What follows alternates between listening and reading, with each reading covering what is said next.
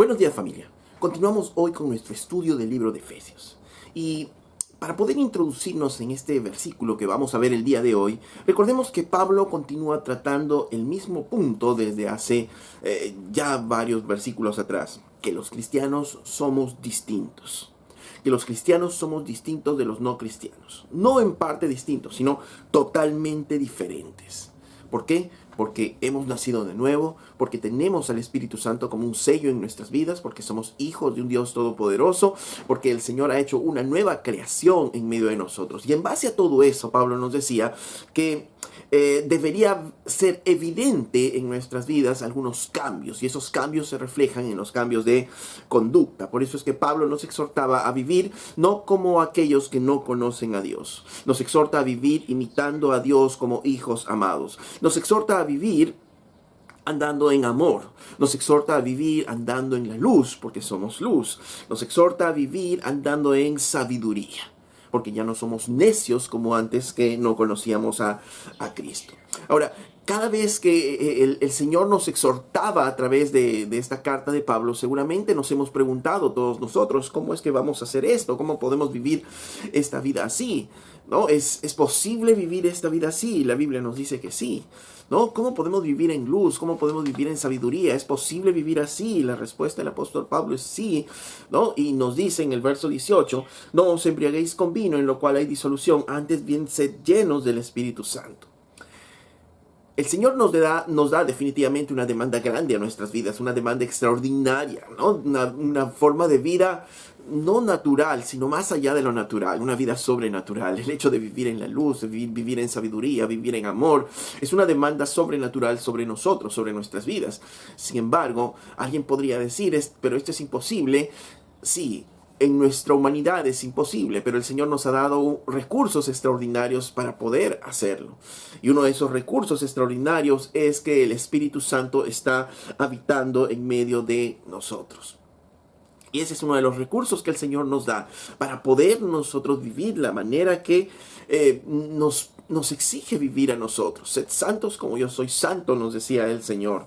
Porque si vamos a vivir a la altura de ser creyentes, de ser cristianos realmente, lo que Pablo nos está diciendo en este versículo es que debemos evitar algo, pero a su vez debemos mirar buscar algo en nuestras vidas para obtener determinados resultados, ¿no? Que es lo que vamos a ver después, y de esto es lo que trata toda la porción siguiente de esta carta, ¿no? Nos dice cómo es que vamos a obtenerlo, qué no debemos hacer, qué sí debemos hacer y cuál van a ser esos resultados. Y lo primero que nos dice qué es lo que debemos evitar.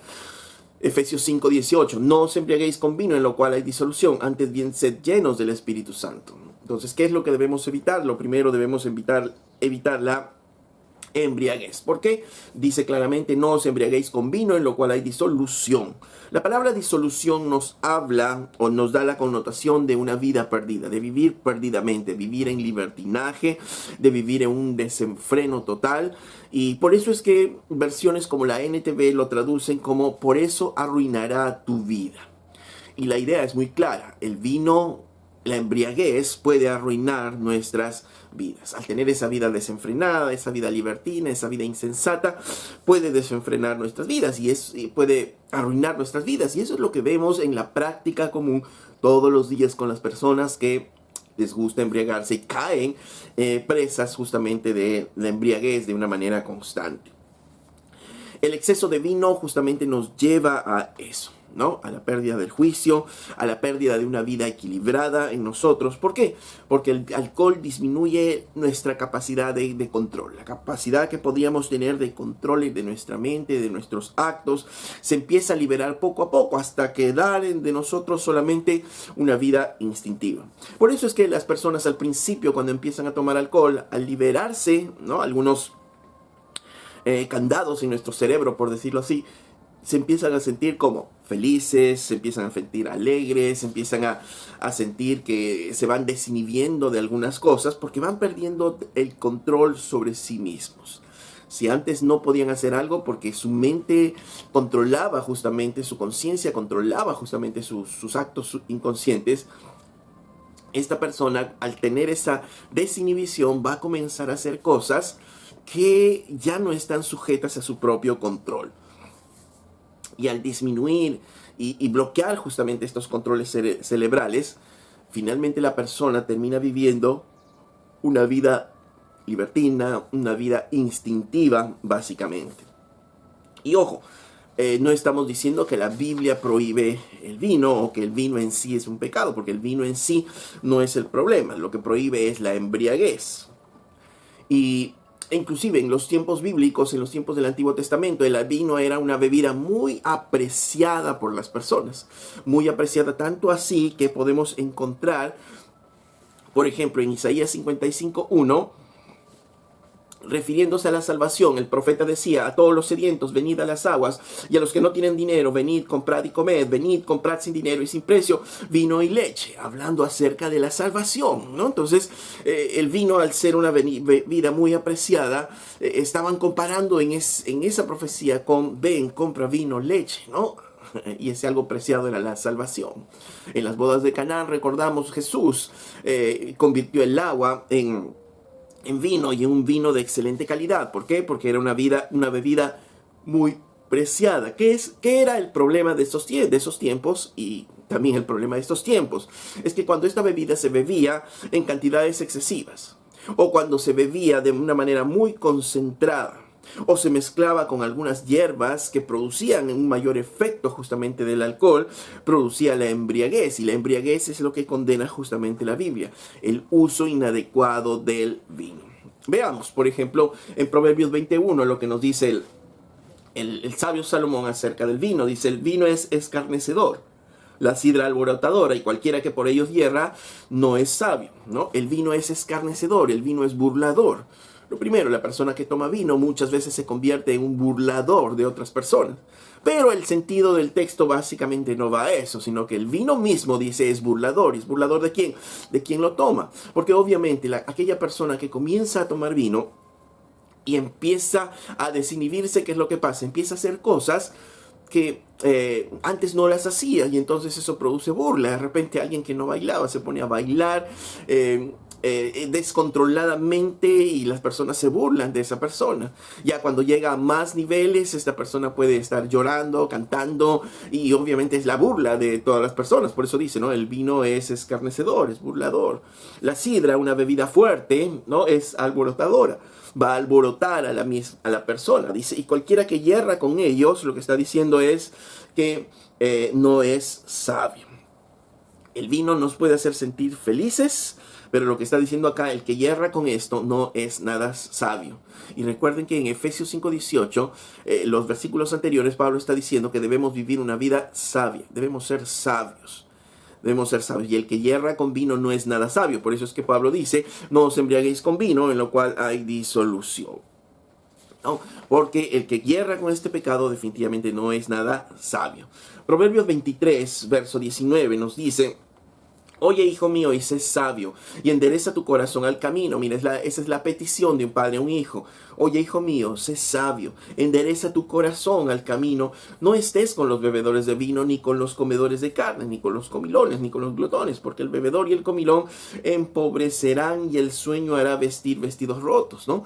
Dice: hijo mío, endereza tu corazón, no estés con los bebedores y los comilones, ¿no? No estés con aquellos que están bebiendo, ¿no? Y este es algo muy, muy sabio, ¿no? Definitivamente. ¿Por qué? Porque uno dice: ok, el vino no es pecado. Muy bien, el vino no es pecado, entonces yo puedo tomar con mis amigos hasta un determinado límite. Ok, el problema es que ¿quién te pone ese límite? ¿Cómo vas a saber ese límite? No, yo me controlo, yo sé cómo. El problema es que el vino va subiendo tan despacio y va desinhibiendo nuestros controles, que al final no sabemos en qué momento ya empezó este proceso. Lo cierto es que al estar con bebedores, obviamente vas a estar bebiendo. De repente al principio aceptas una copa, luego vas a aceptar otra, luego vas a ver que no, aparentemente no pasa nada, y luego vas a aceptar otra. Y esto te va a llevar, como dice aquí, te va a llevar finalmente a la ruina, porque el bebedor y el comelón empobrecerán, ¿no? Y el sueño hará vestir vestidos rotos. Finalmente esto llevará a la pobreza, a la miseria.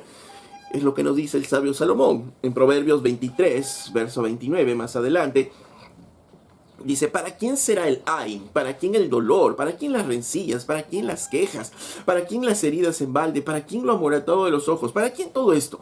¿Para quién todo esto malo? Verso 30 dice, para los que se detienen mucho en el vino, para los que van buscando la mistura. Dice, para aquellos que están, ¿qué? Buscando el vino, para aquellos que se detienen justamente en esto, en beber vino. No mires al vino cuando rojea, cuando resplandece su color en la copa. Se entra suavemente, mas al fin como serpiente morderá y como áspid dará dolor. Y lo describe claramente, dice, porque el vino, mires el vino cuando rojea y cuando tú ves y parece agradable, parece muy rico, porque dice, entra suavemente, y eso es lo que pasa, entra suavemente en nuestras mentes, comienzan las desinhibiciones y comienza el proceso que no nos damos cuenta muchas veces. Creemos que tenemos control, pero ya estamos perdiendo ese control. Y dice, al fin como una serpiente que se desliza suavemente, morderá y producirá finalmente dolor. ¿Y qué es lo que va a pasar? Miren los efectos inmediatos, como lo describe aquí Salomón. Y dice, tus ojos comenzarán a mirar cosas extrañas, ¿no?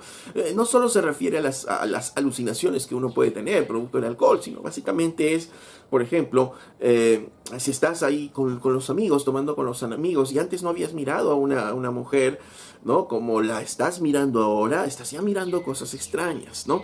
Igual una mujer está tomando y de repente no había visto a un hombre de esa manera, porque era su amigo, su compañero, qué sé yo, ahora empieza a mirarlo de una manera extraña, comienza a mirar cosas extrañas, y esto es lo que hace el vino, y dice, tu corazón hablará perversidades, comienzan a salir perversidades del corazón, chistes obscenos, ¿no? Chistes en doble sentido.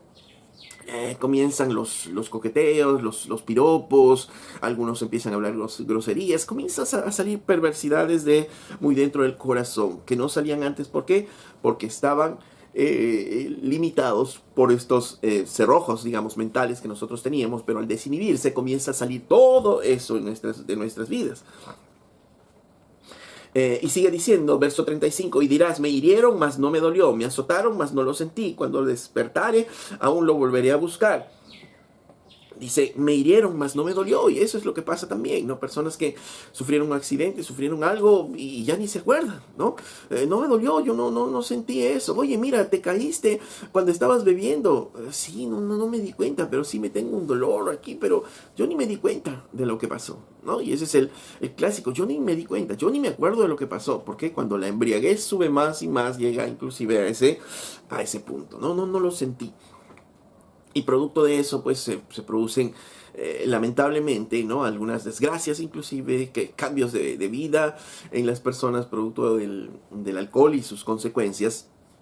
Y todo comienza con algo muy suave, con estar con el grupo de bebedores, con el grupo de amigos, y el vino comienza a trepar solo, suavecito, de repente no en la primera, en la segunda reunión, en la tercera reunión, y comienza a trepar básicamente porque empezamos a pensar que nosotros seguimos teniendo el control, cuando ya lo hemos perdido de repente hace mucho rato, ¿no? Tenemos todavía conciencia, pero ya no hay control de nuestros propios actos.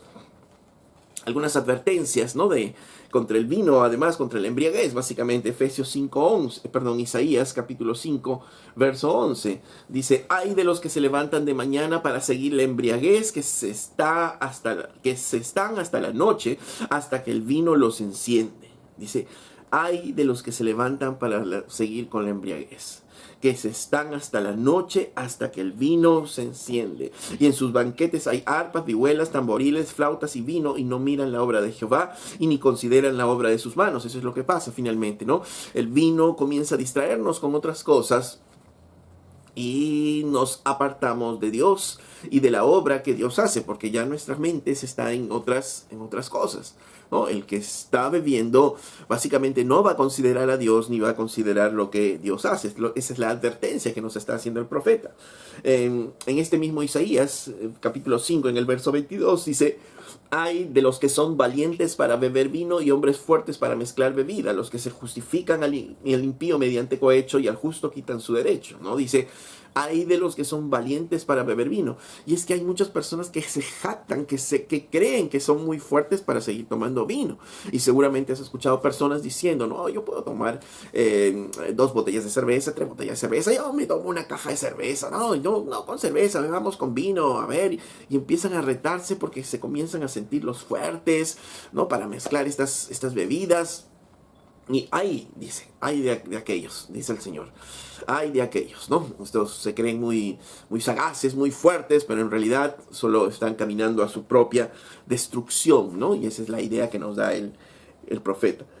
Es tan terrible, dice en Isaías capítulo 28, verso 7, que Israel llegó a este punto, dicen, pero también estos cerraron con el vino y con sidra se entontecieron, ¿no?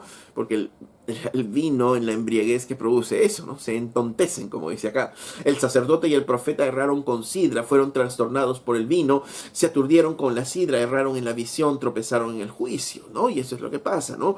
En este caso en Israel, los profetas y los sacerdotes empezaron a embriagarse, ¿no? Ya dejando a Dios a un lado, aunque miren, era el sacerdote y era el profeta, y erraron, dice, la visión, erraron en los juicios que ellos tenían que impartir. Y qué vergüenza, dice en el verso 8, porque toda mesa está llena de vómito y suciedad hasta no haber lugar limpio. Qué terrible, ¿no? Qué terrible situación la que vivía Israel en esos tiempos. Pero miren, eso significa que también si aún el profeta y el sacerdote llegaban a ese extremo, ¿cuánto más aún nosotros si no somos sabios en nuestro caminar?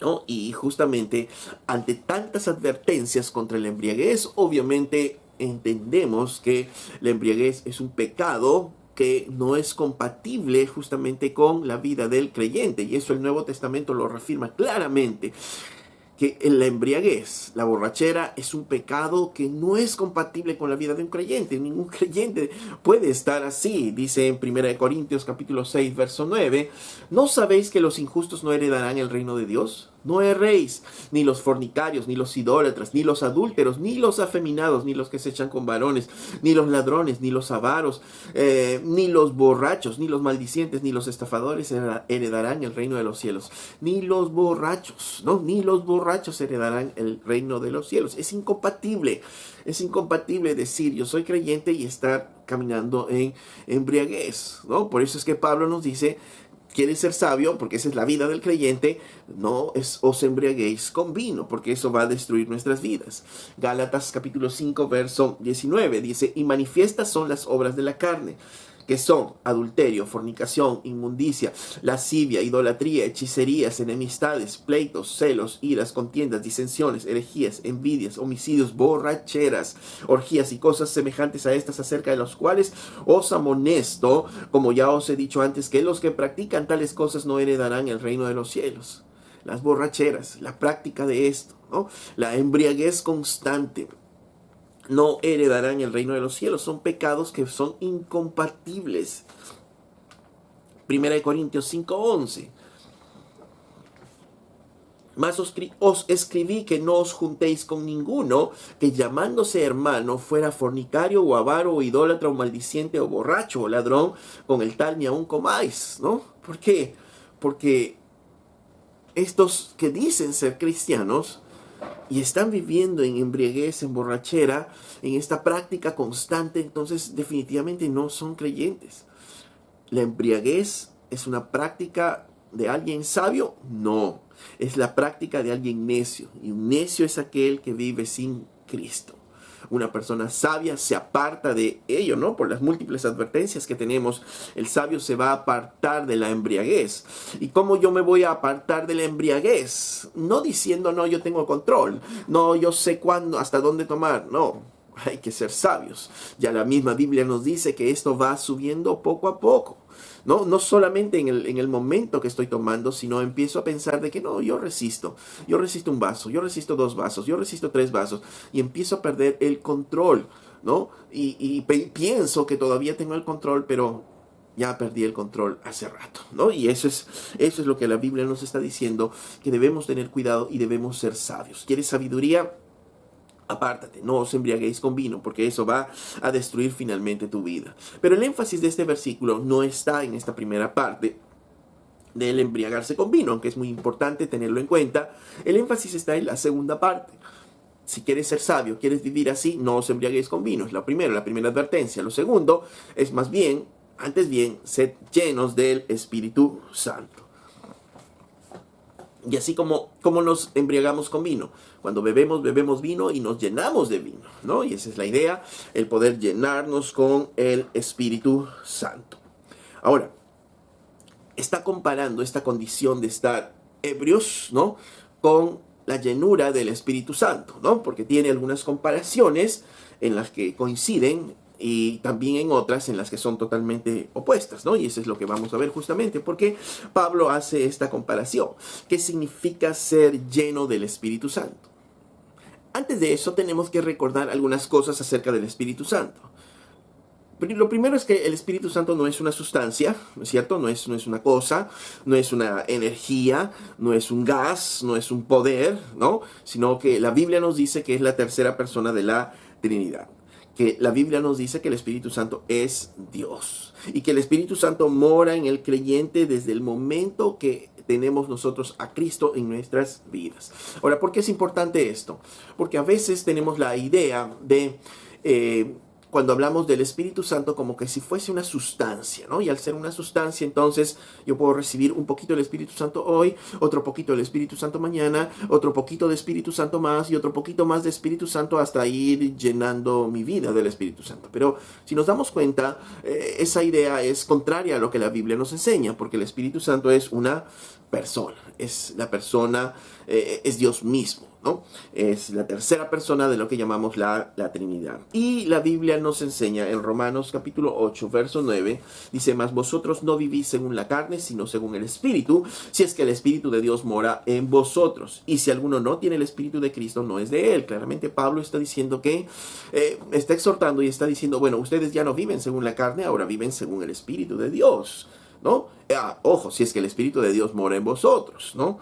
Porque si alguno no tiene el Espíritu de Dios, no es de Cristo, no es de Él, ¿no? Si alguno no tiene el Espíritu de Cristo, no es de Él, definitivamente, ¿no? Pero si Cristo está en nosotros, entonces vamos a tener el Espíritu de Dios y vamos a poder caminar en el Espíritu de Dios, ¿no? Esto es lo que Pablo nos dice claramente, que el Espíritu Santo mora en todo creyente. Y ¿desde cuándo? Desde el momento que le hemos dicho sí a Cristo. Justamente en Efesios, al principio de la carta de Efesios, una de las primeras cosas que Pablo nos dice es que nosotros hemos sido sellados con el Espíritu Santo de la promesa. Cuando el momento que le decimos sí a Cristo, somos sellados con el Espíritu Santo de la promesa, y el Espíritu Santo comienza a habitar en nosotros, es parte de nosotros, ¿no? Y cuando alguien viene a vivir a tu casa, cuando alguien viene a habitar a tu casa, o cuando yo voy a visitarte de repente a tu casa, yo como una persona, ¿cómo voy a llegar?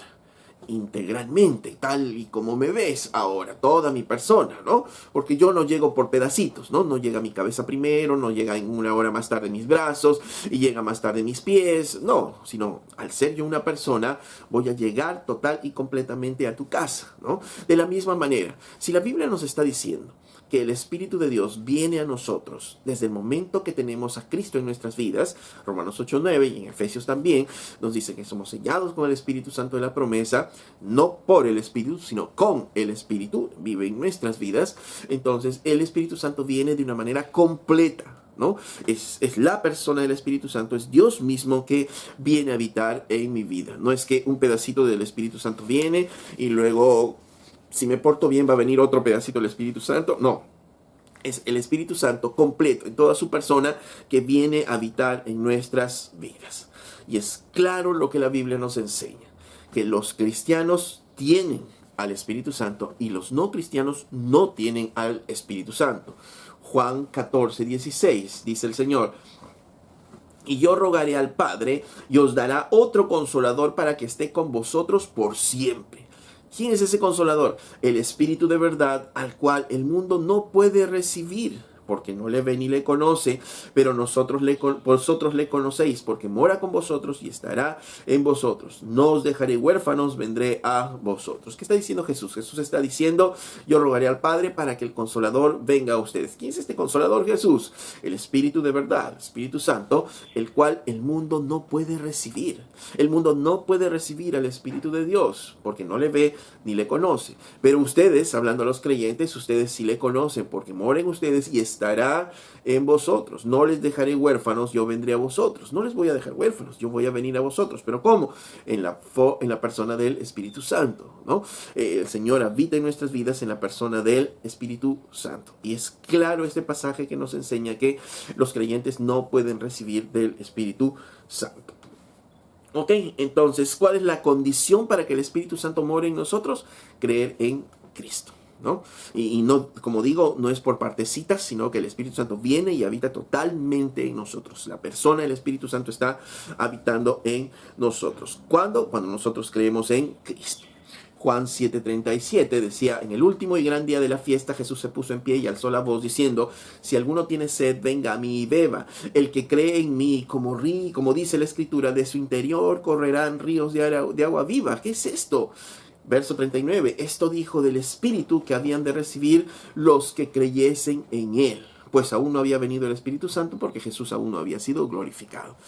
Jesús todavía estaba en vida, todavía no había muerto, todavía obviamente no había resucitado, todavía no había sido glorificado. Por tanto, mientras que Jesús estaba en la tierra, el Espíritu Santo todavía no había venido a ellos, ¿no? Vimos en el verso anterior que Él, cuando se vaya, Él rogará al Padre para que el Consolador, el Espíritu de Dios, venga a las vidas de los creyentes, ¿no? Y Jesús estaba diciendo, vengan a mí y beban, porque si alguno tiene sed, ¿no? Y bebe, ¿no? De esta salvación que Él está ofreciendo, el que cree en mí, como dice las Escrituras, de su interior empezarán a correr ríos de agua viva. ¿Por qué? Porque creyeron en Jesús. Esto dijo del Espíritu que habían de recibir los que creyesen en Él. Los que creen en Él, entonces, tendrán al Espíritu Santo.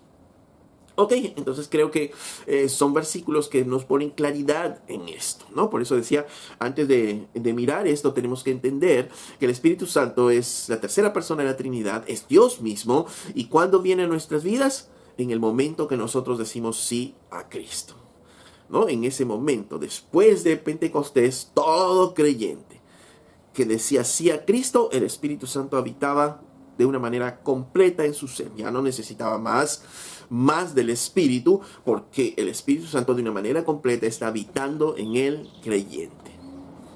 Ok, entonces entiendo. Yo he dicho sí a Cristo y el Espíritu Santo como un sello viene a mí y habita en mi ser, en todo su ser. Ahora, volviendo a Efesios 5:18, me pregunto, entonces, ¿por qué Pablo está diciendo aquí? Nos exhorta a ser llenos, ¿no? No os embriaguéis con vino, en lo cual hay disolución. Antes bien, sed llenos. ¿Por qué nos exhorta Pablo? Pablo se equivocó. Hay una contradicción aquí, que si ya tengo el Espíritu, entonces, ¿por qué voy a ser lleno del Espíritu, ¿no? Entonces, tenemos que pensar muy bien qué significa entonces esto de ser llenos del Espíritu Santo. ¿A qué se está refiriendo Pablo aquí cuando dice sed llenos del Espíritu Santo? Lo primero, cuando escuchamos, cuando leemos este texto y decimos sed llenos del Espíritu Santo, nos viene la idea de repente de un vaso vacío, y ese vacío hay que irlo llenando hasta que se llene totalmente, ¿no? Se llena totalmente. Y entonces esa es la idea que tenemos, ¿no? Y por eso es que muchas veces confundimos, ¿no? La obra del Espíritu Santo. Pero si nos ponemos a pensar muy bien, si nuestro pensamiento fuese que nosotros somos como vasos y que estamos medios llenos, medios vacíos, ¿no? Y que necesitamos llenarnos del Espíritu Santo, significa que el Espíritu Santo tiene que venir y llenar este vaso vacío hasta que estamos llenos y punto, listo, ¿no? Hasta que se vuelva a vaciar otra vez y ser llenos otra vez, ¿no? Si nos ponemos a pensar muy bien, lo que estamos diciendo es de que el Espíritu Santo al final es una sustancia, ¿no? Que tengo un pedacito, que tengo un poquito, que mañana me lleno totalmente, y luego el Espíritu Santo de repente, ¿qué pasó? Se perdió, se gastó, no sé, y al final lo estamos viendo como si fuese una cosa, como una energía, como un poder que se va desgastando, y eso es lo que la Biblia no enseña. Además, si no tuviéramos el Espíritu Santo en su plenitud, ya hemos visto versículos como Romanos 8, en los cuales nos dicen que no seríamos creyentes. Entonces, porque el que no tiene el Espíritu de Dios no es de Cristo, dice. Jesús prometió y dijo, yo no les voy a dejar huérfanos, sino que va a venir uno, el Espíritu Santo, que va a estar con ustedes, ¿no? Es la promesa para los creyentes. Somos sellados por el Espíritu, con el Espíritu Santo. Entonces, ¿qué sentido tiene esto de mirar como algún vaso vacío y el Espíritu Santo llenándonos hasta que nos llenamos, luego nos vaciamos, luego nos llenamos? No. Entonces, definitivamente algo está fallando en ese entendimiento de lo que es la llenura del Espíritu Santo. Entonces, si miramos que estamos incorrectos en nuestra interpretación de lo que es la llenura del Espíritu Santo, porque inclusive en canciones, ¿no? Pensamos a veces, ¿no? Ven, lléname, ¿no? Cantamos de repente y tenemos la idea, ¿no? La idea de que algo vacío que comienza a llenarse. Entonces vemos ese entendimiento no está muy bien, no va de acorde a las Escrituras. Entonces, ¿qué significa esto de la llenura del Espíritu Santo? Para poder entenderla, entonces tenemos que mirar qué otros usos de llenar está teniendo esta palabra en la misma Escritura. Y nos encontramos, por ejemplo, con porciones con Lucas 5:26, que dice, y todos sobrecogidos de asombro glorificaban a Dios y llenos de temor decían, hoy hemos visto maravillas. Jesús hizo un milagro y las personas, dice, estaban, ¿qué? Llenos de temor, dice, estaban glorificando a Dios llenos de temor. Él levanta a un cojo, ¿no es cierto? Le dice un cojo de nacimiento, un paralítico de nacimiento, le dice, levántate, toma tu lecho, vete a tu casa, y todos lo ven, y todos dice que se llenan de temor y decían, hoy hemos visto maravillas. Están llenos de temor, ¿no? ¿Qué significa llenos de temor aquí? Nos preguntamos y nos quedamos con la idea. Lucas capítulo 6, verso 11, dice, y ellos, hablando de los fariseos, se llenaron de furor y hablaban entre sí qué podrían hacer contra Jesús. Dice que una vez que un día sábado Jesús restaura la mano de un hombre y todos se llenaron de furor, dice, y hablaban entre sí qué podían hacer contra Jesús, ¿no? Entonces encontramos llenos de temor, llenos de furor, llenos de ira. Y la experiencia de temer es una experiencia que todos tenemos, ¿no es cierto? Tememos a algo, tememos una sombra, tememos a un ladrón, ¿no? Tememos alguna circunstancia y ahí puede haber temor. Pero estar llenos de temor es una experiencia totalmente diferente, ¿no? Por ejemplo, hay un temblor y, bueno, todos podemos temer, eso es natural, ¿no? Pero algunas personas se llenan de temor y ¿qué comienzan a hacer? Comienzan a salir descontroladamente de un lugar, comienzan a correr porque el temor les invadió y el temor está controlando sus vidas, ¿no? Y pasa de repente el evento sísmico y están metidos en sus casas y están llenos de temor y diciendo, no, yo no voy a salir porque no vaya a ser que hay un terremoto en las calles y se abran las pistas. ¿Qué está haciendo? ¿Quién está controlando a esa persona? El temor. Entonces la idea de estar llenos de temor era que este temor está controlando a la persona. Jesús sana a un enfermo en el día sábado y dice que los fariseos se llenaron de furor, se llenaron de ira. ¿Todos podemos tener ira? Sí, hay algunas cosas que pueden producir ira en nosotros, pero la Biblia nos dice que debemos controlar esa ira.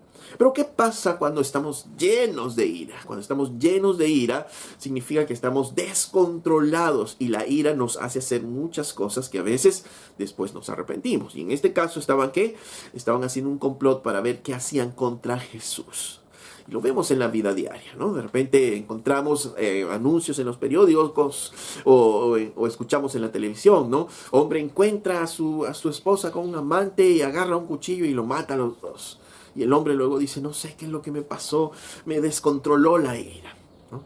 O un padre de repente no está ahí en la mesa con su hijo pequeño y el hijo pequeño bota un vaso de leche y él mira, ¿qué es lo que has hecho? Y le manda una cachetada maltratando a ese niño, ¿no? Y él después le preguntas a él y dice, no, yo no quería hacerlo, no sé qué es lo que me pasó. ¿Y qué es lo que le pasó en realidad? es porque estaba lleno de ira, se llenó de ira. ¿Y qué significa eso? Que la ira ya lo controló. Él perdió totalmente el control y al llenarse de ira, la ira tomó control básicamente de su vida. Entonces la idea que vemos en Lucas y que nos da acerca de ser llenos por algo es que esto pasa a tomar control de nuestras vidas, ¿no? Y es por eso que Pablo también hace este contraste con el vino, con la embriaguez. Porque con la embriaguez, ¿qué pasa?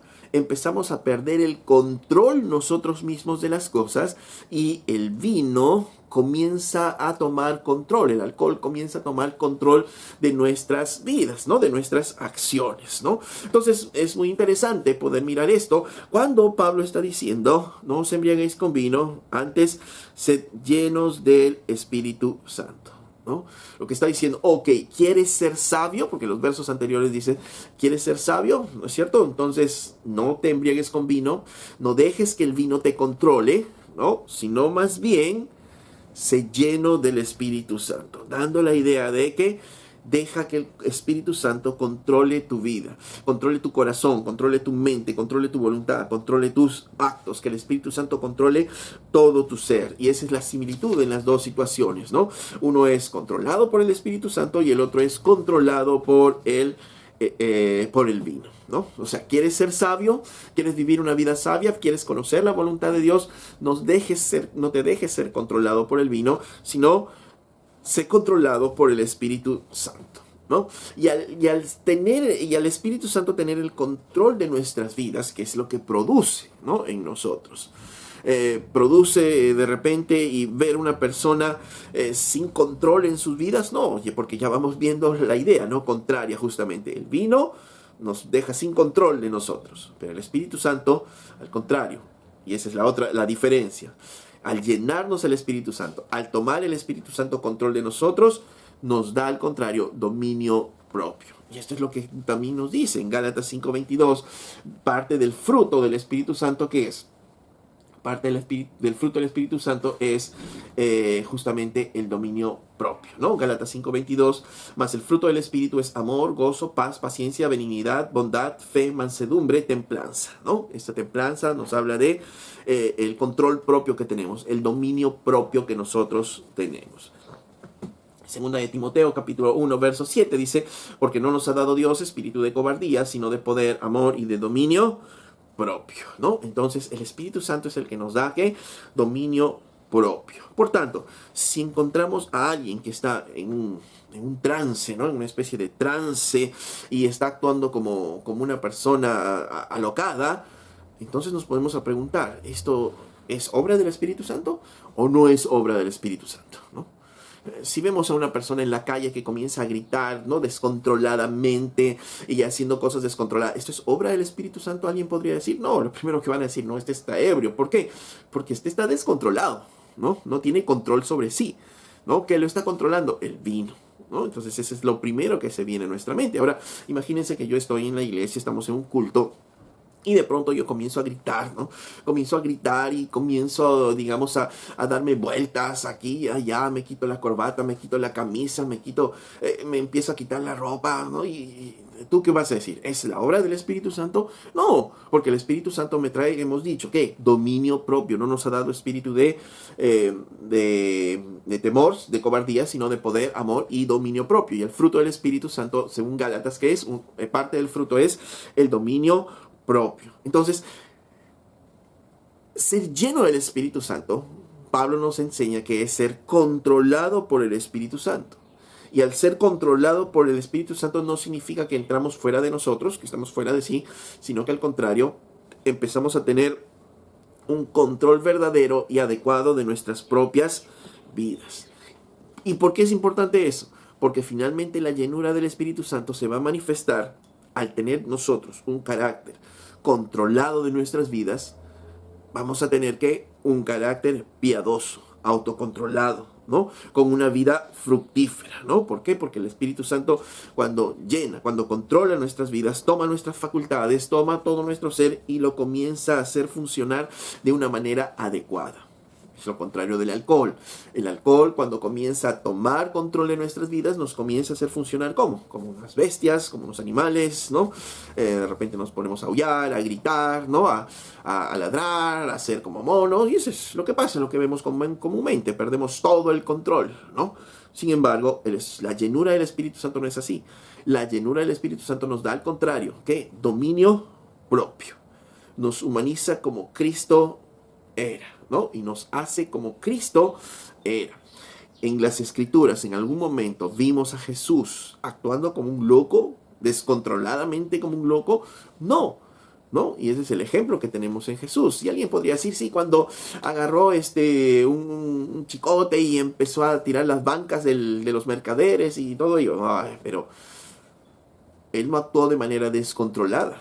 Recordemos, si vemos, ¿no?, los episodios que pasaron, el Señor vino, vio el templo cómo estaba toda la situación, y al día siguiente Él va, o sea, no fue una emoción del momento, Él va al día siguiente, coge, dice, esta especie de látigo, ¿no?, digamos, y comienza a botar la mesa de los mercaderes, de los cambistas, a liberar a los animales, pero nunca golpea a una persona, porque no está descontrolado. Él tiene dominio propio. ¿Y qué es lo que él dice después inclusive, no? Esta casa, debiendo ser casa de oración, ahora es una cueva de ladrones, ¿no? ¿Por qué estaban estafando a la gente con todas esas mercancías, ¿no? Entonces, no es que estaba descontrolado, había una razón.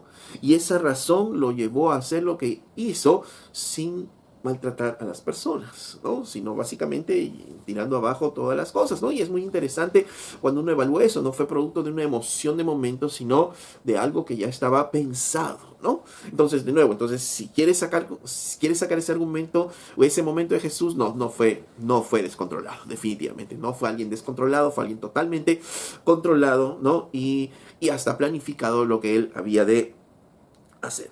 Entonces, el ser llenos del Espíritu Santo no nos trae un descontrol, sino al contrario, un control en nuestras vidas, un dominio propio en nuestras vidas, porque Él toma todo nuestro ser para hacer de nosotros hombres, mujeres que empiecen a caminar en el Señor. Si el alcohol deprime nuestros sentidos, el Espíritu Santo sería como un estimulante en nuestras vidas. Ahí está. Entonces, ¿a qué nos estimula? Pero ¿nos estimula a qué? Nos estimula a poder seguir el amor de Dios, nos estimula a obedecer a Dios, nos estimula a adorar a Dios, ¿no? Entre otras cosas, ¿no? Y si vamos a ver más abajo de Efesios 18, de Efesios 5, 18, estimula muchas cosas, ¿no? A poder adorar a Dios, a poder darle gracias a Dios, a poder estar sujetos unos con otros, los esposos a amar a sus esposas como Cristo ama a la iglesia, las esposas a estar sujetos. Eso es lo que hace el Espíritu Santo. Una persona llena del Espíritu Santo va a tener control del Espíritu Santo para hacer y obedecer lo que Dios está diciendo que hagamos. Por tanto, no se trata de un momento. La llenura del Espíritu Santo no se trata de un momento, de un episodio, ¿no?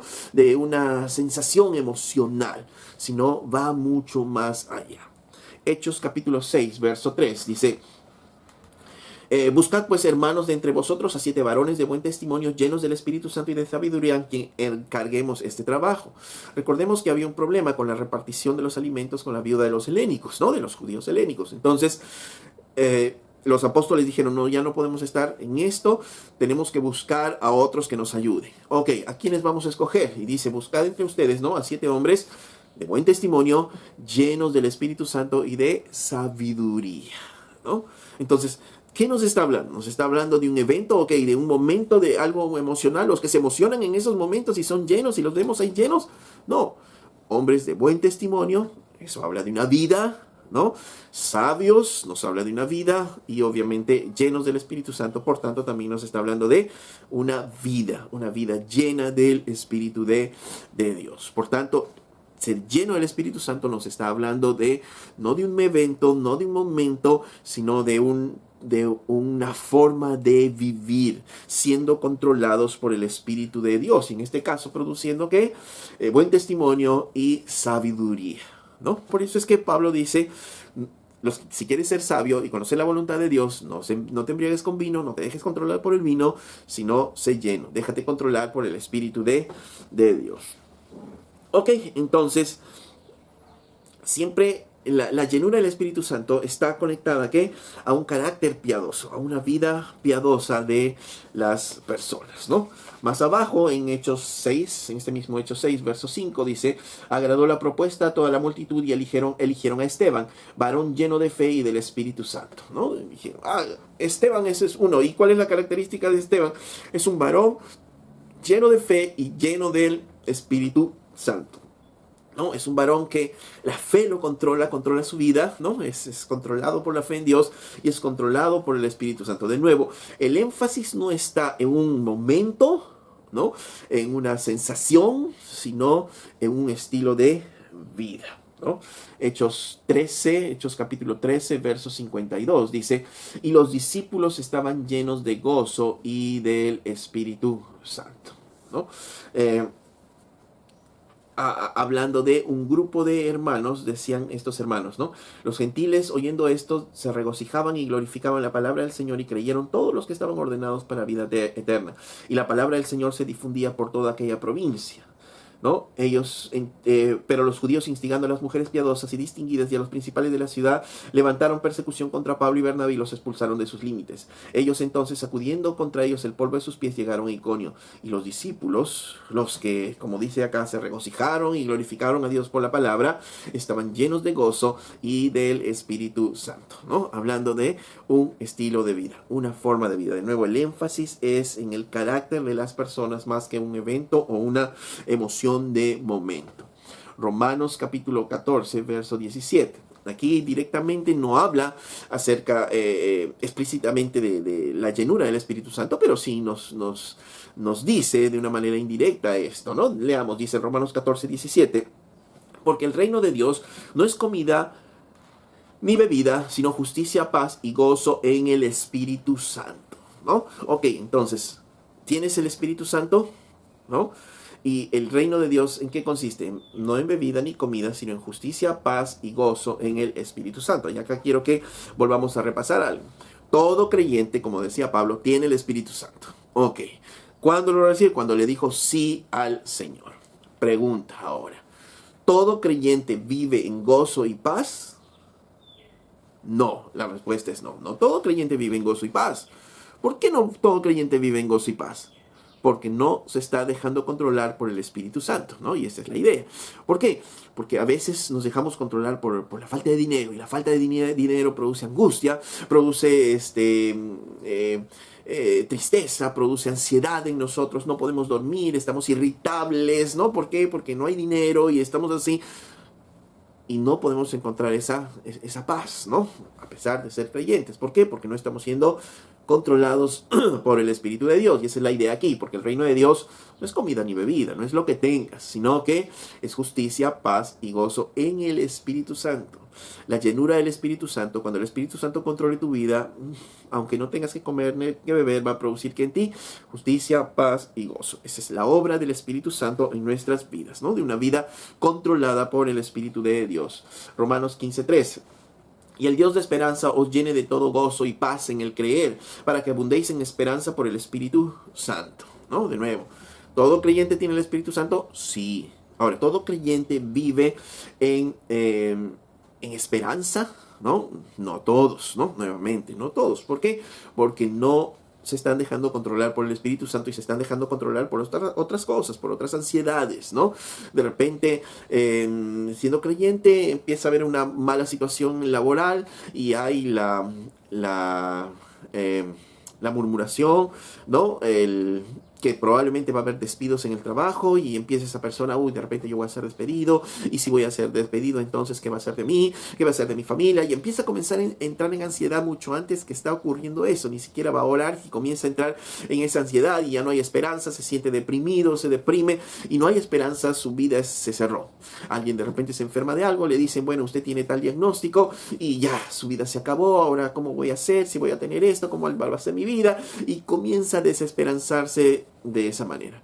Pero aquellos que están controlados por el Espíritu Santo no son así. Eso es lo que dice aquí, ¿no? El Dios de esperanza nos llena de todo gozo y paz en el creer, para abundar en esperanza por el poder del Espíritu Santo, ¿no? El Espíritu Santo trae a nosotros ¿qué? En ese poder nos trae ¿qué? abundancia de esperanza, ¿no? ¿Por qué? Ok, hay una crisis económica, hay una crisis en el trabajo y todo ello, ok, sí, me va de repente a incomodar un poco, voy a tener cierta ansiedad, pero cuando voy a oración entiendo que Dios sigue estando en el trono, Dios sigue siendo mi Dios, el Todopoderoso, el Soberano, el que tiene control de todas las cosas, y aún puedan tomar algunas decisiones, ¿no es cierto?, que me afecten. Yo entiendo por las Escrituras que todas las cosas que ocurren van a ser favorables para mí, no como yo quiero tal vez, pero sí como Dios quiere que sean, ¿no? Porque nos dice que todo lo que ocurre finalmente va a producir un bien a mi vida, ¿no? A mi ser, eso dice las Escrituras, ¿no? Entonces, y lo otro, yo sé que es un padre que me está cuidando, un padre que tiene control de mi vida, y entonces yo sé que aunque ocurra lo peor, tomen las malas decisiones en mi trabajo, yo tengo la esperanza de que Dios va a seguir obrando en mi vida.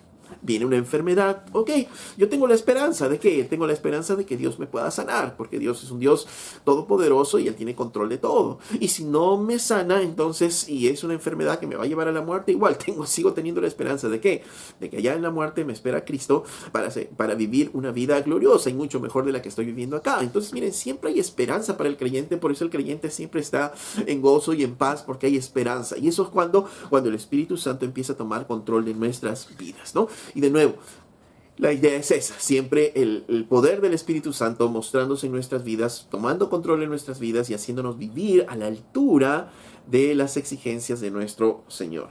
Colosenses capítulo 1, verso 9.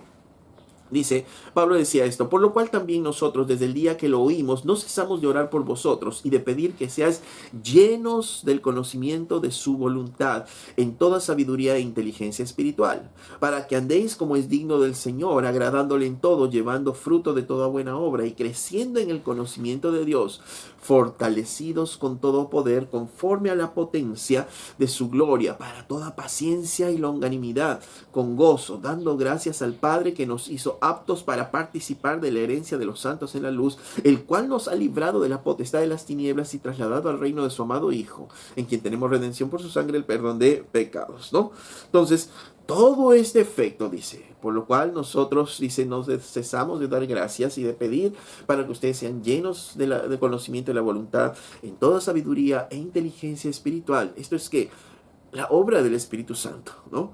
Todo conocimiento de la voluntad de Dios, toda sabiduría e inteligencia espiritual. ¿Para qué?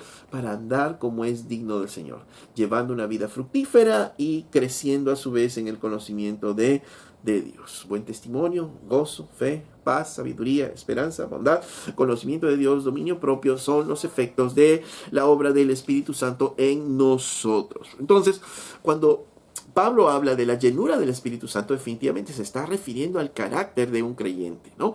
A la conducta de un creyente en su vida. Y qué casualidad, si nos ponemos a pensar, desde Efesios 4, Pablo nos comienza a hablar de los cambios de conducta que van a venir producto de una vida como creyente, ¿no?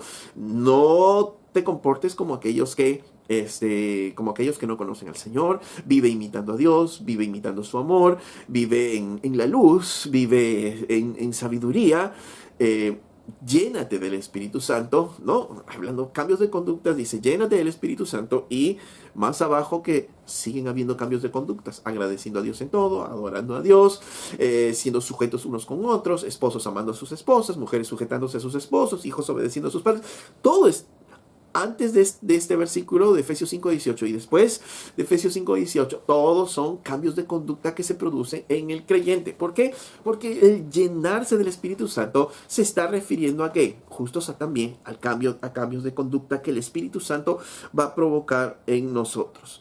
Una vida llena del Espíritu Santo va a producir esos cambios, y una vida llena del Espíritu Santo es imprescindible para que nosotros podamos seguir caminando. Si no, como decía al inicio, se convierte en una carga pesada que no vamos a poder soportarla. Ok, entonces la pregunta que surge a nosotros es, ¿cómo podemos llenarnos con el Espíritu Santo entonces, no? Ok, nos llenamos del Espíritu Santo, pero ¿cómo es que podemos llenarnos del Espíritu Santo? Volviendo a Efesios 5:18, tenemos que notar algunas cosas primeramente, ¿no? Cuando dice, antes bien, sed llenos del Espíritu Santo, lo primero que debemos notar es que no es un consejo. No es una opción, sino es un mandato. Antes bien, sed llenos, ¿no? Sed llenos, ¿no? Es una orden, es un imperativo, ¿no? Sed llenos. Entonces, la voluntad de Dios es que nosotros seamos llenos del Espíritu Santo. La voluntad de Dios es que nosotros seamos llenos del Espíritu Santo. Es una orden, es un mandato. Lo segundo es que debemos nosotros entender cuando dice, antes bien, sed llenos, ¿no? ¿Quién tiene que hacerlo? Nosotros. Antes bien, sed llenos. Tú tienes que hacerlo, ¿no? Eso significa que tomamos un papel activo en esto, ¿no? No es que pasivamente estamos acá y bueno, el Espíritu Santo nos va a controlar nuestras vidas y no, sino vamos a tomar un papel activo en nosotros, como en muchas cosas que hemos venido viendo, ¿no? Por ejemplo, ustedes son luz, por tanto deben caminar en la luz, ¿no? Hay un papel activo que nosotros tomamos, ¿no? Debemos desechar el viejo hombre. ¿A quién le toca hacer eso? A nosotros, ¿no? Hay un papel activo en nuestras vidas, ¿no? Desechando a fornicación e inmundicias. ¿Quién lo va a hacer? Nosotros. Huye de toda fornicación. ¿Quién lo hace? Nosotros. Cuidado, no camines como necio, sino como sabio. ¿Quién lo va a hacer? Nosotros, ¿no? Hay un papel activo de nosotros en todo eso. Entonces, de la misma manera, cuando dices sed llenos, es una orden, pero en la cual tú, como creyente, tienes una participación directa, como lo vamos a ver. Luego lo otro es que notamos, antes bien sed llenos del Espíritu Santo, es un imperativo que no está dirigido a una sola persona, sino está hablando en plural. Y al hablar en plural nos está diciendo que es la voluntad de Dios que todo creyente, que todos como cristianos seamos llenos del Espíritu Santo, ¿no? Algunas personas a veces piensan que no, ese tipo de vida es solo para los pastores, para los ancianos, ese es para los líderes, ¿no? Pero esto no es para nosotros, los comunes. No, falso. Eso es falso, ¿no? Porque dice, antes bien sed llenos, ¿no? Y está hablando a todos, ¿no? Y lo cuarto ya es algo que tiene que ver con la gramática, porque este verbo si bien es imperativo, pero está en una voz pasiva, ¿no? Significa que esto podría haberse traducido como déjense llenar por el Espíritu Santo, ¿no? Y ahora sí entendemos por qué es que tomamos una parte activa en esto, porque lo que Pablo nos está diciendo es una orden diciéndonos déjense llenar, déjense controlar por el Espíritu Santo, ¿no? Está en un tiempo presente también, no es algo futuro, no es algo que vamos a hacer a futuro, sino es algo que tenemos que hacerlo de una manera presente. ¿Cuándo? Hoy. Y mañana también. Y pasado también. Es tiempo presente. Antes bien, sé lleno, sé controlado totalmente por el Espíritu Santo, ¿no? No es algo que nosotros no vamos a hacer nada, en la cual simplemente estamos como que recibimos algo y de pronto el Espíritu Santo va a controlarnos a nosotros y vamos a hacer algo. No, sino tomamos un papel activo en todo esto, es lo que nos dice las Escrituras, y lo que Pablo nos está diciendo es déjense llenar por el Espíritu Santo. ¿Por qué? Porque todos los días vamos a necesitar su control, su dirección, su influencia en nuestras vidas, ¿no? Entonces, la llenura de la que habla Pablo no es una experiencia de un momento, ¿no? Entonces, cuando alguien te dice, ok, hoy te vas a ser lleno del Espíritu Santo, no es una experiencia de momento, ¿no?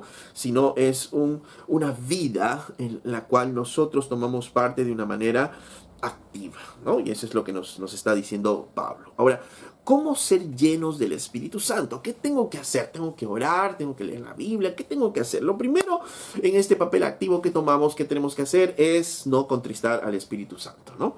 Recordamos en Efesios 4:30 nos dice, y no contristáis al Espíritu Santo con el cual fuisteis sellados en el día de la redención, ¿no? ¿Eso qué significa? Que no podemos olvidar que el Espíritu Santo, la persona del Espíritu Santo, vive en nosotros. Y si vive en nosotros, mira lo que nosotros miramos, escucha lo que nosotros hablamos, escucha lo que nosotros escuchamos, está viendo lo que nosotros estamos haciendo. Y obviamente cuando pecamos, estamos ¿qué? Trayendo tristeza al Espíritu Santo. Entonces, si queremos que el Espíritu Santo controle nuestras vidas, no podemos traer tristeza a su corazón, a su vida, ¿no? No podemos traer tristeza al Espíritu Santo, perdón, ¿no? Es, por ejemplo, yo quiero que el Espíritu Santo me controle, pero sin embargo voy a ver esta mañana pornografía. O sea, eso es algo totalmente irracional, ¿no? Yo cómo puedo pedir que el Espíritu Santo me controle y yo voy a estar haciendo algo inmundo que va a contristar al Espíritu Santo. No, No puedo hacer eso, ¿no? No puedo estar yo maltratando a mi esposa, gritándole, hablándole groserías, ¿no? Y todo ello, y pretender que el Espíritu Santo controle mi vida. No. ¿Por qué? Porque el Espíritu Santo está escuchando cómo yo estoy tratando mal a mi esposa, las groserías que están saliendo de mi boca, el tono de voz que estoy teniendo con mi esposa. Entonces, todo eso va a contristar al Espíritu Santo. ¿Y así quiero que el Espíritu Santo controle mi vida? Pues no, eso no va a pasar, ¿no? Por eso una de las primeras cosas que tenemos que hacer es no contristar al Espíritu Santo, teniendo una clara conciencia de que el Espíritu Santo está con nosotros todos los días de nuestra vida. No hemos quedado huérfanos, estamos solos, tenemos al Espíritu Santo de Dios en nuestras vidas. Es una persona que ve, que siente, que está con nosotros, ¿no? No es una fuerza, no es algo que se va añadiendo a nosotros de a poquito, sino es todo Dios como el Espíritu Santo viviendo en nosotros. ¿Ok? Y lo segundo que no debemos hacer es que debemos tener cuidado de no dejarnos controlar por otras cosas, ¿no? Que no sean el Espíritu de Dios, ¿no? Antes de ello, en 1 Corintios 6:9 dice: ¿o ignoráis que vuestro cuerpo es templo del Espíritu Santo, el cual está en vosotros, el cual tenéis de Dios, y que no sois vuestros? ¿No? Recuerda, tu cuerpo ahora es templo del Espíritu de Dios, y está ahí habitando, ¿no? Si eres creyente. Lo segundo Pablo decía: no os embriaguéis con vino, pero eso también significa que no debemos dejarnos controlar por el vino, pero también no debemos dejarnos controlar por otras cosas. No debemos dejarnos controlar por una crisis económica, no debemos dejarnos controlar por la ira, no debemos dejarnos controlar por los celos, no debemos dejarnos controlar por los chismes, no debemos dejar controlar por la situación política. No, cuidado, ¿no? Nada de eso, ¿no? Nada de eso nos va a ayudar a que el Espíritu Santo controle nuestras vidas, ¿no? Gálatas 5:17 dice: digo pues, andad en el Espíritu y no satisfagáis los deseos de la carne, ¿no? Es claramente, si queremos andar en el Espíritu, no podemos estar satisfaciendo los deseos de la carne, porque los deseos de la carne se oponen a los del Espíritu. ¿Y cuáles son estos? Dice más adelante en Gálatas 5:19: y manifiestas son las obras de la carne: adulterio, fornicación, inmundicia, lascivia, idolatrías, hechicerías, enemistades, pleitos, celos, iras, contiendas, disensiones, envidias, homicidios, borracheras, orgías y cosas semejantes a estas, de los cuales os amonesto, que ya os he dicho que los que practican tales cosas no heredarán el reino de Dios, ¿no? Es claro Pablo también cuando dice, ¿no?, que debemos dejarnos guiar por el Espíritu de Dios, ¿no? En Gálatas 5, verso 18 dice: pero si sois guiados por el Espíritu de Dios, si eres controlado por el Espíritu de Dios, ok, entonces lo que tienes que hacer es no satisfagas los deseos de tu carne. ¿Y qué es eso? Adulterio, fornicación, ira, contiendas, peleas, nada de esas cosas. No podemos dejarnos controlar por nada, no por nada, sino dejarnos controlar por el Espíritu Santo. Y recuerda que nos podemos dejar controlar por ideas, por conceptos, por filosofías, por deseos, por apetitos engañosos, ¿no? Nos podemos dejar controlar por muchas cosas. Ahora, ok, ¿qué es lo que no debo hacer? No debo embriagarme con vino. Debo no procurar entristecer al Espíritu Santo. No me debo dejar controlar por otras cosas. Pero, y ahora dice Pablo, sed llenos del Espíritu, ¿no? Sed llenos del Espíritu. Entonces, ¿cómo yo voy a ser lleno del Espíritu, ¿no?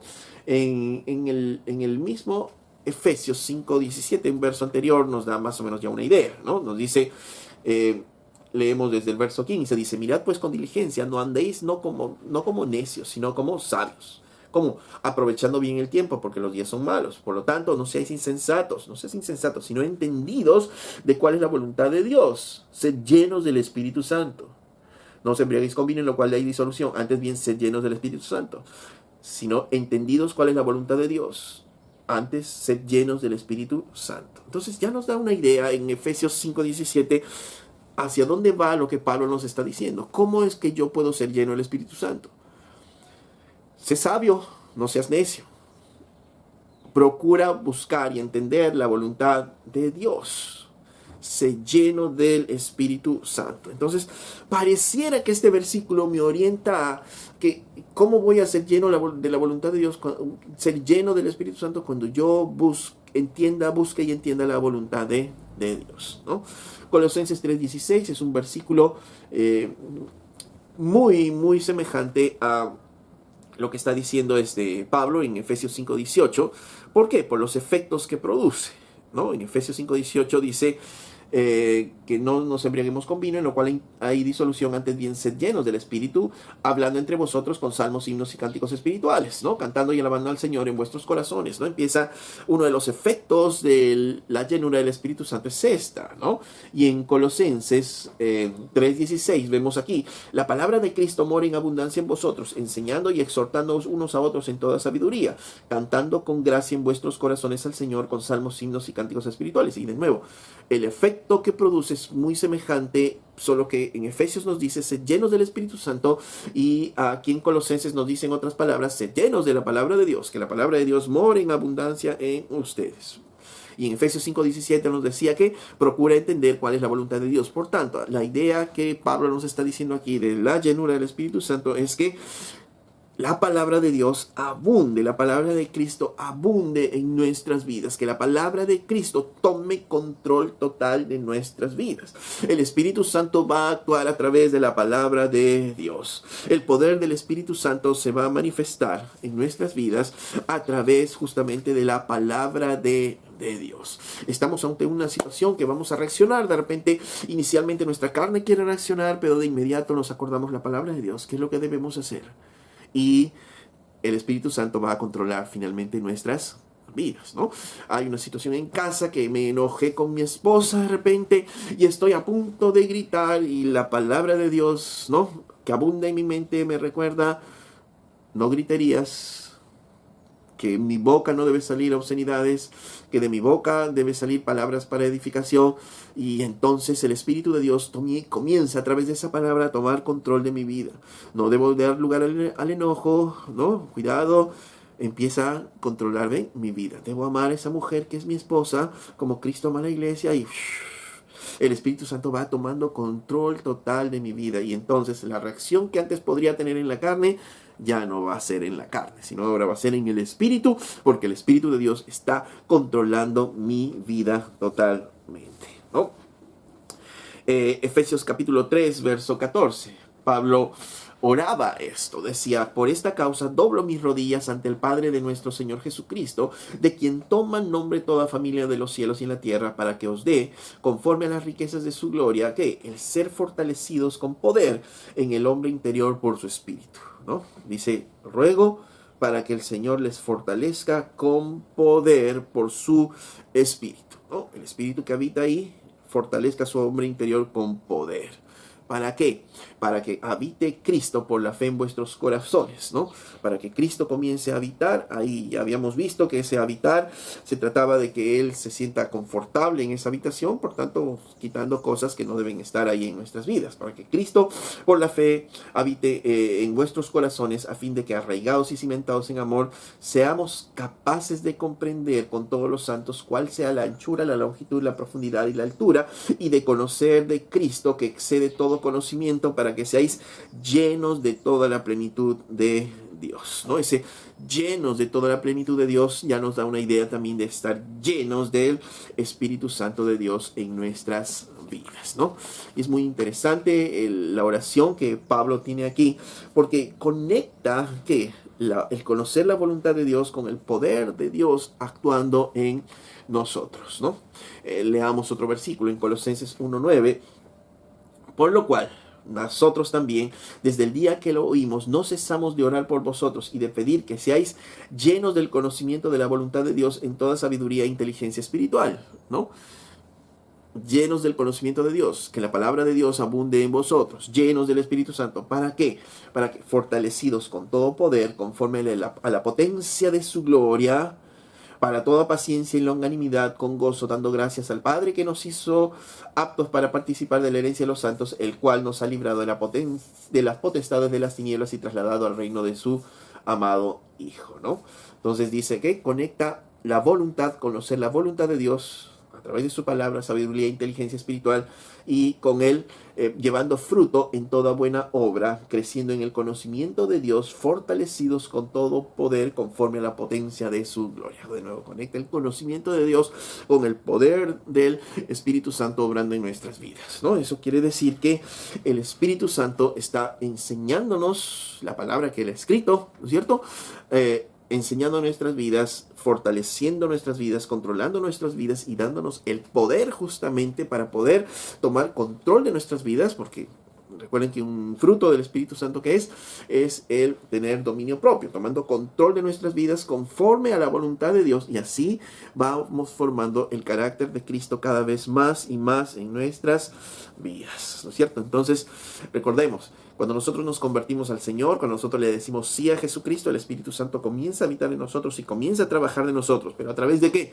A través del conocimiento de la palabra de Dios. Cuanto más leemos nuestras Biblias, cuanto más escuchamos las prédicas los días domingos y los otros días que se reúne la iglesia, el Espíritu Santo va a seguir trabajando en nuestros corazones, en nuestras vidas y obrando en nosotros y a través de nosotros. Porque el conocer más, el abundar más en su palabra, va a producir un mayor poder en nuestras vidas y un mayor control en nuestras vidas, ¿no? Por eso es que como creyentes nosotros no necesitamos otras cosas externas que nos permitan vivir. No necesitamos el alcohol, no necesitamos sedantes, no necesitamos medicaciones para poder estar tranquilos y vivir en paz, porque cuando la palabra de Dios abunda en nuestras vidas, empieza a llenarse ¿qué? Nuestras vidas de gozo, de paz, paciencia, ¿no? Y todo lo demás, y no depende en nuestras vidas de las cosas que vemos, ¿no? El mundo vive y su gozo es de las cosas que ven, pero la vida abundante que Cristo nos da no depende de ello, ¿no? Dice el salmista en el Salmo 4:7, tú diste alegría a mi corazón, mayor que la de ellos cuando abundaba su grano y su mosto, ¿no? Comparaba, dice, dos personas, ¿no? Yo estoy alegre, dice, y mi alegría es mayor de aquellos que inclusive abundaban en su grano y mosto. ¿Por qué? Porque nuestra alegría no depende de las cosas que tenemos, ¿no? De las cosas que obtenemos, sino del Espíritu Santo que viene, que llena, que controla nuestras vidas. Obviamente, si el Espíritu Santo está controlando nuestras vidas, y cada vez más el poder de Dios se ve obrando en nuestras vidas, en la transformación de nuestras vidas, transformando por tanto nuestras relaciones con nuestra esposa, con nuestros hijos, con nuestra familia, con nuestra comunidad, en nuestro trabajo. Y obviamente todos van a ver el poder de Dios obrando en nuestras vidas. Obviamente eso va a traer ¿qué? Gozo, alegría, paz en nuestros corazones. La llenura del Espíritu Santo es algo que todos estamos obligados a hacer y participar de una manera activa en nuestras vidas, llenándonos cada vez más de la palabra de Dios. No es una emoción momentánea, sino una forma de vida a la cual el Señor nos ha llamado a vivir. ¿Cómo estás tú? ¿Estás siendo controlado por el Espíritu de Dios o crees que hay otras cosas que controlan tu vida? Las preocupaciones, dinero, trabajo, estudios, ¿qué es lo que controlan realmente tu vida? ¿No? Todos necesitamos la llenura del Espíritu Santo. Todos necesitamos estar llenos del Espíritu Santo. Todos necesitamos estar controlados por el Espíritu de Dios y vivir esa vida abundante a la cual el Señor nos ha llamado. Una vida llena de gozo, llena de amor, llena de esperanza, llena de fe. Para que digan de nosotros, como decían de los discípulos, como decían de Esteban, ¿no? Que este es un varón lleno del Espíritu Santo. Que esta es una mujer que vive llena del Espíritu Santo. Que esta iglesia es una iglesia que vive llena del Espíritu Santo. No por un evento, no por un momento, sino toda una vida siendo controlada por el Espíritu de Dios. Y si tú no conoces a Cristo Jesús, no puedes vivir, no tienes esta vida abundante que Cristo nos permite tener a través del Espíritu Santo, yo te invito a que tú puedas arrepentirte de tus pecados y volver tu corazón a Cristo y poder experimentar esa vida abundante que el Señor nos da a través del Espíritu Santo, ¿no? Cuando nosotros cada vez más nos llenamos de su palabra. Amén. Si esta enseñanza ha sido de edificación para tu vida, yo quiero que tú le des un me gusta al finalizar el video y te suscribas al canal si es que aún no te has suscrito para poder recibir enseñanzas como estas y poder difundir la palabra de Dios a muchas más personas.